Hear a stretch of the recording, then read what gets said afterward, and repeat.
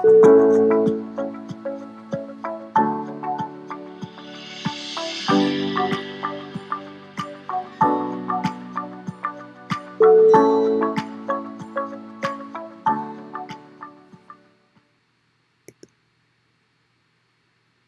an earlier PD module, we discussed 6 accelerated learning techniques, and the first of those focused on creating a sense of urgency. Teachers fully engage all students and believe every second of class time is precious and urgent. We will dig deeper into this accelerated learning technique in this PD module based entirely on the research and proven practices of Doug Lemov. By the end of this PD module, you will have been provided one specific teacher move with 2 corresponding Teach Like a Champion techniques that enhance educational urgency and entirely embrace the role pacing plays in fully engaging all students in the classroom. The teacher move of focus in this PD is the measurement and maximization of instructional time with students, with 2 techniques called Work the Clock and Every Minute Matters. This strategic teacher move aims to demonstrate the belief that every second of class time is valuable and vital.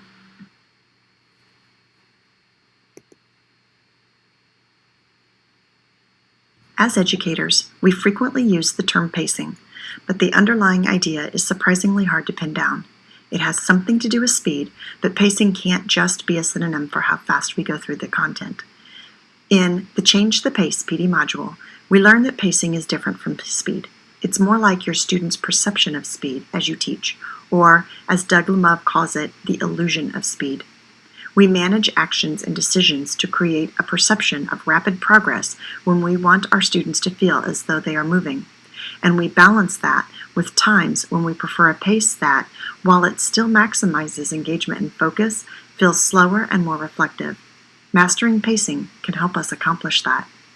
In this video, we'll discuss the importance of measuring time. Time is your greatest and most precious resource as a teacher. We never have enough of it, but are we utilizing it intentionally, strategically, and often visibly to shape both your and your students' experience in the classroom?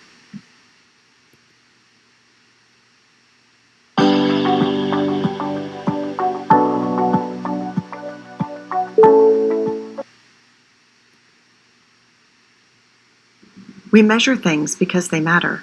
There are several ways to work the clock. First, Doug Lemov says to show the clock. That is, make time visible to students. Showing how you allocate time, indicating how much you allow for certain activities and that you track its passage during a lesson, will help students understand that you value its wise and careful allocation and will ultimately teach them to be attentive to it as well. Showing the clock also has the added benefit of helping you discipline yourself. What teacher hasn't planned 5 minutes for an activity, for example, but unintentionally spent 15 minutes on it? What teacher hasn't told her students, you have 10 minutes to work on this, only to lose track of time and give students twice or half that? The result can often be a lesson that ends incompletely. You don't get to the end of the story or the experiment, or you end with only guided practice rather than independent practice.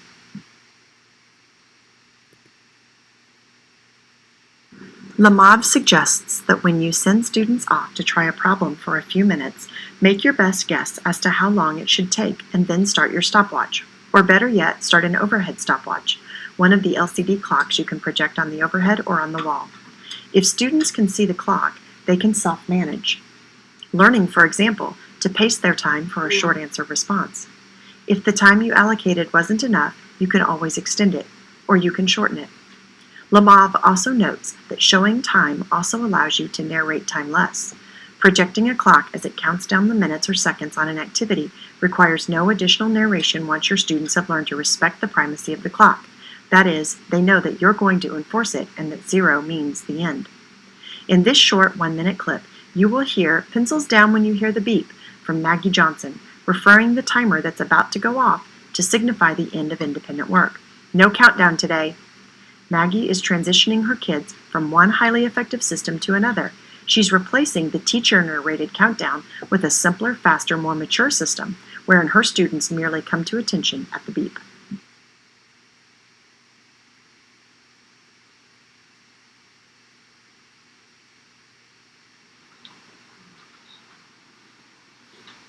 Pencil down when you hear the beep. No countdown today. Here it comes. Be quick. Be silent. Looking sharp, Bree. Our shades there. And your eyes. Just need one. Now we're ready. Good morning, Princeton. Whether you are showing the clock or are the only one who can see it, Lamov asserts that it's valuable to use specific times and odd increments when you discuss time allocations with your class. In your classroom, be specific about exactly how long students have for an activity and vary your allocations. 4 minutes of group work is usually better than 5 minutes of group work, and 3 minutes is better than 2 minutes. Lamov believes that those common round number allocations sound like an estimate. The variation in allocations for different activities or different iterations of the same activity communicates your intentionality about the time. You care about and are precise about time, and this makes others respect it as well. Let's check out Dina Burnett. As you watch, notice how she uses different amounts of time for different kinds of work. 3 minutes for developing notes with a partner, 2 minutes for doing 3 problems on your own. But in both cases, the increments are specifically planned and measured.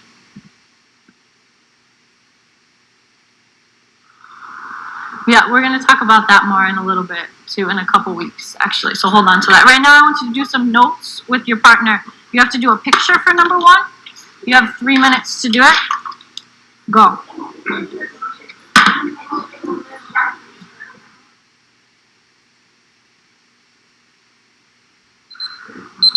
Great. Pens down. Put your chairs in. Track up here. Thank you, Crystal.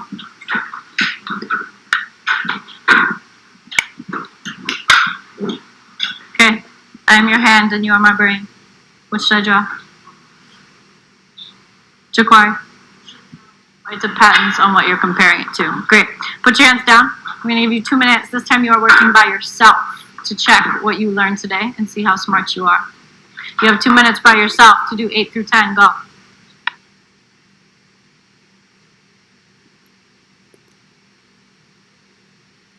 Lamov suggests that when you have implicit goals for the use of time in your classroom, for example, you want to get a really nice first draft of thesis paragraphs done in 40 minutes remaining in Friday's lesson, it's useful to let students participate constructively in setting and achieving goals for the time use.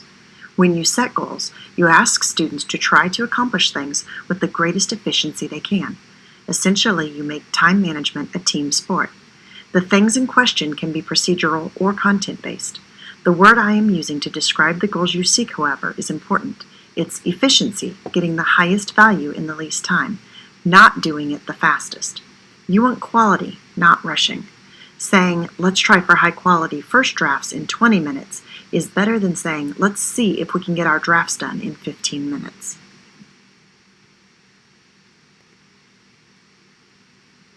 A countdown is a statement of a desire to get something done within an explicit time frame, one that's shorter than it might otherwise be.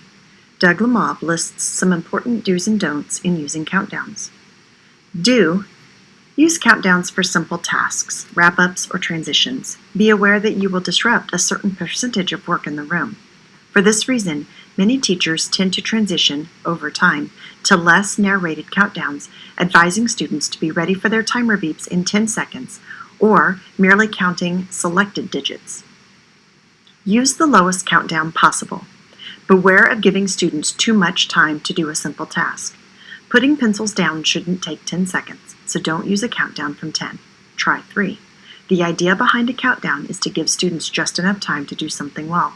Don't rush students by setting an unreasonable goal, but be constantly pushing students to manage their time efficiently during transitions and other mundane tasks, and to be attentive to efficiency and academic tasks.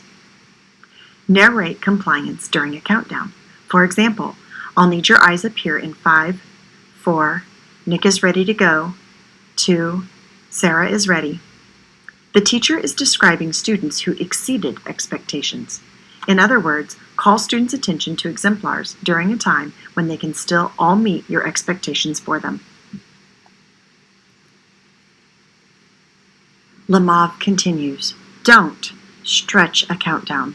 That is, don't slow it down to match student behavior.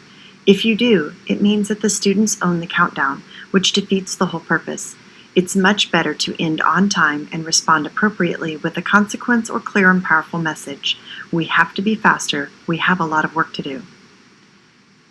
Don't use excessively short or excessively long countdowns. Don't narrate compliance after a countdown has finished. In doing so, you are describing a student who has merely done what you asked, and you risk making it sound as though you are pleading for compliance. This can undercut expectations as effectively as it can reinforce them. Don't over-narrate compliance. A few quick acknowledgments of those who are ready is great.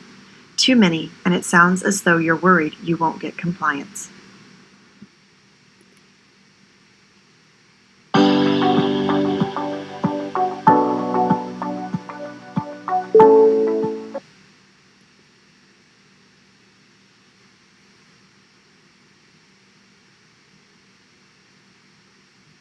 And what was the religion of Arab peoples before Islam came around? The idols. Good, they believed in idols, and idols meant that they believed in what else? More than one God. More than one God. Correct. So what was the major shift that happened when Islam came to town? The major shift. Big change. They threw away all idols. Okay, who destroyed all the idols? Muhammad. Okay, but did he just destroy the idols as revenge, or was there a reason he destroyed the idols? Reason. There was a reason because he believed that there was only one God because of the vision he had. Excellent. And what's the vocabulary word that means the belief in only one God? Monotheism. Very good. While Kadisha is giving us a stadium, what quadrant are we in? Fatima, what quadrant are we in? We're in quadrant 1, that's right. What do you call that line at the bottom? Where you wrote your numbers along the bottom there, Sean? The x-axis. Which direction does the x-axis run? Shatavia? That's right. In an ordered pair, which comes first, your x-coordinate or your y-coordinate? In an ordered pair, which comes first, your x or your y-coordinate? Jaquilla? Your x-coordinate always comes first, so track the screen and raise your hand if you agree with Khadijah's stadium. Doug Lamov speaks of teacher Jamie Verrilli from the first part of the clip, who was waiting for the rest of the class to arrive with a group of his students outside of his classroom. He began quizzing students on their vocabulary. The students were standing in a line in the hallway just outside his classroom. Class hadn't even started yet. Not in the classroom, not during class time, and Jamie doesn't care. There's learning to be done. Meanwhile, his students are excited, smiling, happy to be engaged, and showing off their knowledge. Lamov believes squandered time kills momentum. It's not just the lost time, the perception it creates, or lack of progress of valueless time, is devastating to the classroom. He goes on to note that Jamie shows the opposite is also true. By valuing every minute and, over time, communicating his commitment to each minute's immense potential value, Jamie creates a sense of meaning and productivity that pervades the room. The second teacher in the clip, Annette Rifle, is teaching math to fifth graders. Lamov explains the moment started in an utterly typical scene. Students had solved a problem on the coordinate plane independently at their desks. They had to plot certain points to show the outlines of a hypothetical stadium. Then she had Kadisha approach the front of the room to model her work on the overhead. 1 million teachers have called on 100 million students to come up to the board to show their work, and not much usually happens while one student puts the work up on the board. 29 students sit and wait for 30 seconds or a minute while the student in question completes the work that will soon be reviewed. Perhaps in some classes, 3 or 4 students put problems up on the board at once, but the rest of the group does precious little even if they are told to pay attention. Lamov explains that while Khadijah did her work at the board, Annette did a quick review of key terms and ideas with the rest of the students. The result was not only a productive use of time and the reinforcement of key facts during what would have been otherwise downtime, but it was also an exercise that increased the likelihood that students would use key vocabulary to analyze and describe Khadijah's work.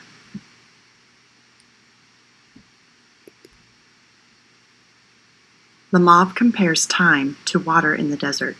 It is a teacher's most precious resource, to be guarded and conserved. Every minute matters. Yet, in a variety of situations, he claims we risk letting the minutes slip by, often without realizing it. Sometimes we even give away the last few minutes of a class. saying, "We don't have time to start anything new," or "We worked so hard on giving you guys a few minutes to relax." Let's say this kind of thinking applies to just the last 4 minutes of class. That adds up to roughly 12 and a half hours of last few minutes during each of perhaps 6 classes of every school year. If you did that every day, you'd give away 75 hours of instruction, several weeks of school. Lemov states that the first step of Every Minute Matters is a psychological one, recalibrating your expectations so that you don't think it's just 30 seconds, but rather, we've got 30 seconds and that's too much to waste, denoting a teacher with a high sense of self-efficacy. According to Lemov, mastering the technique Every Minute Matters means spending time with the greatest possible productivity by attending to the everyday moments when time is often squandered. It means assuming that events will forever create new and unanticipated opportunities for downtime to occur, and therefore being prepared with back pocket activities, a high energy review of what your students have learned, or a challenging problem. It means keeping a series of short learning activities ready so that you're prepared when downtime threatens. At the end of class, when you're stuck in a hallway while children are waiting for buses. Time spent waiting outside the cafeteria or by the flagpole during a fire drill is a perfect time for a vocabulary review. Packing up book packs at the end of the day is a great opportunity for reading aloud from an inspiring novel. There's no better way to keep kids engaged while lining up for the next class than by peppering them with multiplication problems or mental math. You can, in short, always be teaching. Lemov notes the most successful at this technique are always ready for the unexpected by having a portfolio of quick and useful back pocket questions ready to go. They can live in a real pocket, on a set of note cards, or a metaphorical one. Lemov encourages teachers to plan the questions both periodically, every 3 weeks or so in advance, so that they are aligned to key objectives for your current unit, and also to keep a mental list of good topics for Q&A sessions among mastered skills, enabling them to strategically spiral in practice and ensure retention of mastered content. Quiz students in the hallways as you're moving between classes or specials, or waiting on transition periods between lunches or recesses.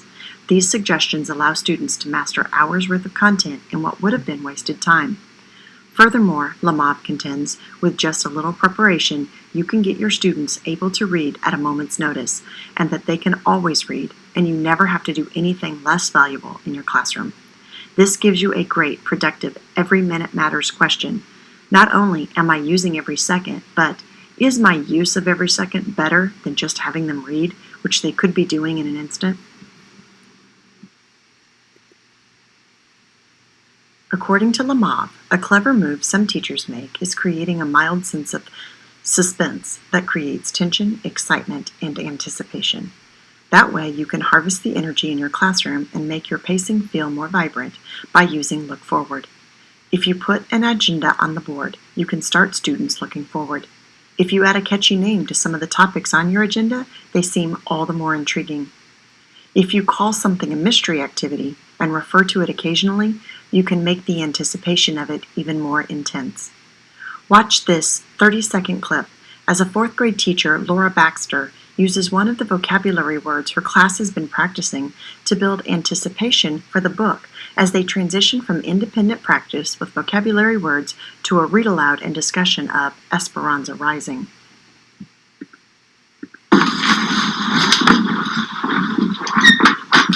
10 seconds. Jade is ready. I is ready. Pencils away. Back and start. 5. Ready to read. 4, 3, 2, 1. Thanks, Ruthie. My favorite word out of all three of these words is irritable. Is irritable. Oh, wait until you see how irritable Esperanza is on the train ride. Tap it in the corner, text in front of you. We just loved that moment, and obviously so did the kids, as you can tell from their audible response. On the screen, you see a few other ways Lemov suggests you refer to the future. Or consider upgrading some of your everyday statements to include a bit of suspense, turning "take some time to answer the questions in front of you" into "take exactly 3 minutes to answer the questions in front of you, then we will begin discussing the story." Or, "You've got 3.5 minutes to answer these questions, then we'll discuss who the true hero of the story is, and go." Similarly, listen for the difference between If we have time, we will try to read a few lines of the Declaration. Versus, later, if you're good, wink wink, you'll get to read one of the most famous passages in democratic society. In this PD today, you have been provided one specific teacher move with 2 corresponding Teach Like a Champion techniques that enhance educational urgency and entirely embrace the role pacing plays in fully engaging all students in the classroom.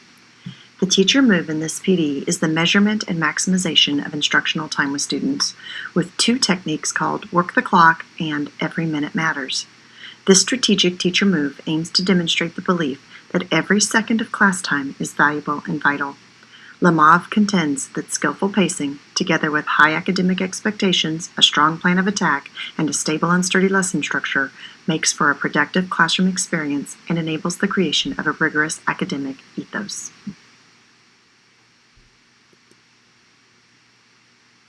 Let's end today with an analysis of what it looks like when these tools and techniques coalesce into a single lesson, in this case one taught by a 4th grade teacher named Ashley Hinton. Over the course of a writing lesson whose objective was to have students practice showing instead of telling in their writing, Ashley leveraged 3 of the tools we described earlier. Can you name the 3 she used? When you finish watching this 3-minute clip, pause the video and see if you can name them. When you resume, we will reveal Lemov's analysis of Ashley's activity pacing. So really picture yourself, Brandon, I can already see it on your face, you are there. Really picture yourself on a roller coaster. Think of actions that you would do that could help someone visualize that you're riding a roller coaster. One, because we all just did that. I'm going to be coming around and highlighting ones that I want to be shown out, so make sure they are juicy. Pencils up. With your partner. Good work. Voices down.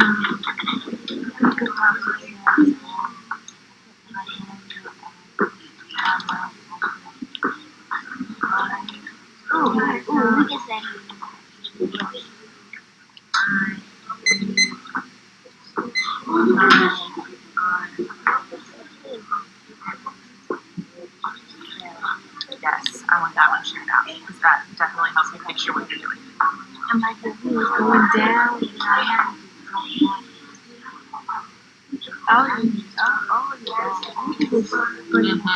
That's me on the roller coaster. I would never get on one, but that's me on the roller coaster.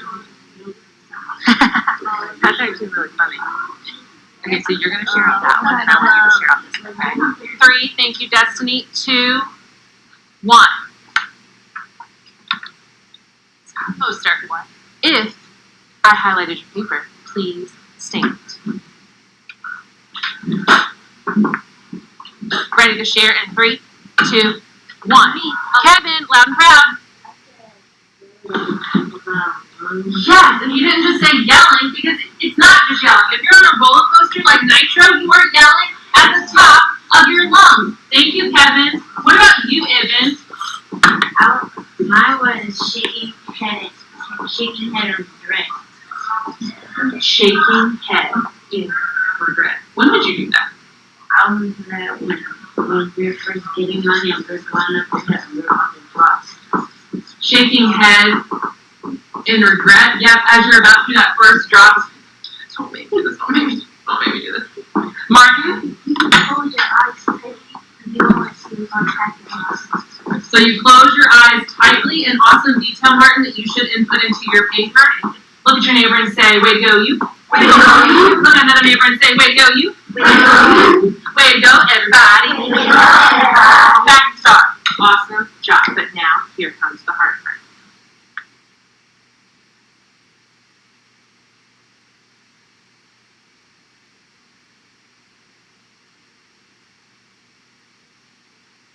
Pencils up.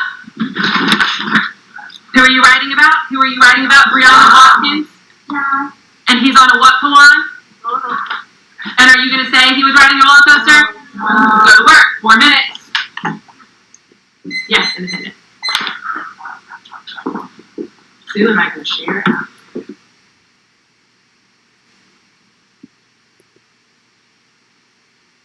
Now that you have finished watching the 3-minute clip, pause this video and see if you can name them. When you resume, we will reveal Lamav's analysis of Ashley's activity pacing.